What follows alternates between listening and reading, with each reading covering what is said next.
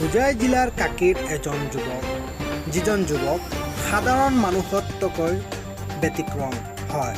হোজাই জিলাৰ কাকীৰ কটৰণ বৰা নামৰ এজন যুৱকে বৈদ্যুতিক বাল্ব, গ্লাছ, ব্লেড, ফিনাইল আদিকে ধৰি 25বিধ সামগ্ৰী তেওঁ খাদ্য সামগ্ৰী হিচাপে খাব পাৰে।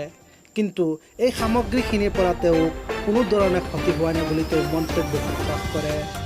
উল্লেখযোগ্য যে কাকীৰ কটৰু বৰাই তেওঁ স্কুলীয়া জীৱনৰ পৰা এনেকৈ বস্তুখিনি খাই আছে আৰু বৰ্তমানলৈকেও তেওঁ এই বস্তুখিনি খাই বহুতো ভাল পায় বুলি তেওঁ মন্তব্য প্ৰকাশ কৰিছে। চাওক তেওঁৰ কিছুমান অসাধাৰণ বস্তু খোৱাৰ দৃশ্য।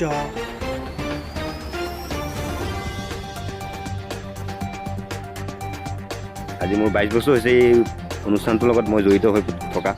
আজিলৈকে কোনো দেহৰ ক্ষতি কৰা নাই, মোৰ পেটত এফেক্ট কৰা নাই, মোৰ কোনো দাঁতৰ টাবুল হোৱা নাই। এটা কথা ক'বলৈ লাগিব, আমি আপুনি জেঠীও ভক্ষণ কৰা দেখিছোঁ। যি জেঠী যদি আমি বনাই থোৱা তৰকাৰীটো পৰে, সেই জেঠীখিনি বিষাক্ত হৈ পৰে আৰু সেই তৰকাৰীখিনি যদি বেলেগ মানুহে খায়, সেই মানুহে মৃত্যুবৰণ কৰিবলগীয়া হয়। কিন্তু সেই জেঠী আপুনি ভক্ষণ কৰিছে। সেই জেঠী মই অভ্যাস কৰিছোঁ খাবলৈ। কিছুমান বস্তু মই এনেধৰণে শিকি লৈছোঁ, মানে এটা জেঠী খাবলৈ যাওঁতে মোৰ সপ্তাহ 10 দিন লাগি গৈছিলে। প্ৰথম যেতিয়া মই ষ্টাৰ্টিং কৰিছিলোঁ এই বস্তুবিলাক, সকলো মানুহে গান গায়, সকলো মানুহে নাচিব পাৰে, সকলো মানুহে মানে প্ৰত্যেকটো অনুষ্ঠান কৰিব পাৰে। কিন্তু মই এনেকুৱা ভাবিছিলোঁ যাতে মোৰ অনুষ্ঠানটো এনেকুৱা হৈ যাওক যাতে আনকমন বস্তু, মানে অসাধাৰণ মানুহৰ মাজত যাতে এনেকুৱা এটা হৈ যাওক যাতে যিজন মানুহে কৰিব নোৱাৰা কামটো মই সেই তেতিয়াই বাছি লৈছিলোঁ শিক্ষাৰ জীৱনত।